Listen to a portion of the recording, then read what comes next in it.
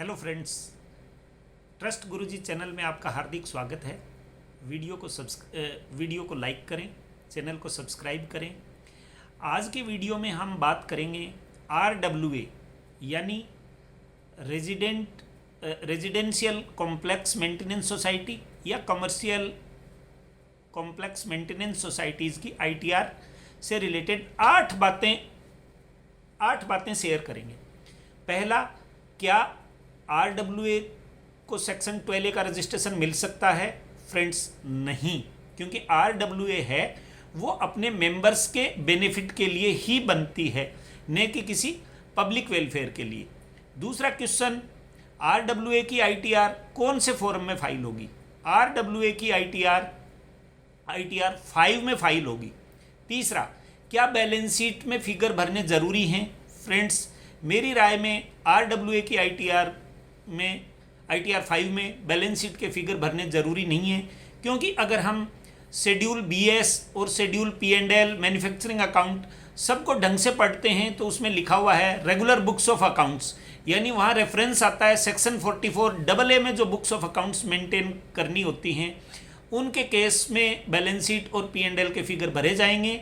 तो RWA society हैं वो कोई बिजनेस कंडक्ट नहीं करती, इसलिए उनके ऊपर सेक्शन 44AA नहीं लगेगी और उनकी कोई इनकम बिजनेस साइड में टैक्सेबल नहीं होगी, इसलिए उनकी बैलेंस शीट के कोई फिगर नहीं जाएंगे। प्रॉफिट एंड लॉस अकाउंट में भी कोई फिगर नहीं भरा जाएगा।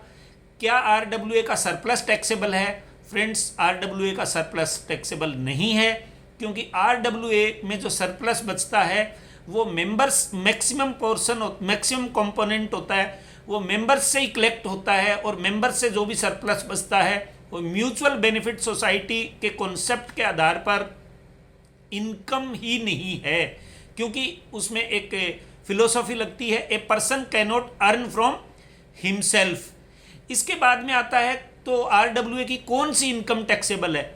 फ्रेंड्स, RWA की वो इनकम टैक्सेबल है जो RWA अपने मेंबर्स के अलावा कहीं से अर्न करता है। For example, savings bank account का ब्याज, FDR का ब्याज, या सोसाइटी में कोई एडवर्टाइजिंग से कोई पैसा कलेक्ट होता है तो वह पैसा।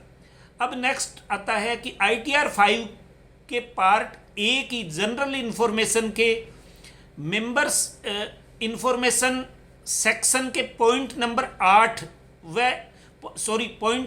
D व पॉइंट नंबर E को कैसे भरेंगे?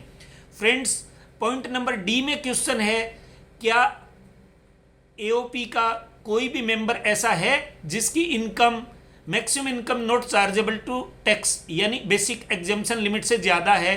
तो मेरी समझ में हर RWA के किसी न किसी मेंबर की इनकम बेसिक एग्जेम्पशन से ज़्यादा ही होती है, तो इसलिए हमें यस लिखना होगा।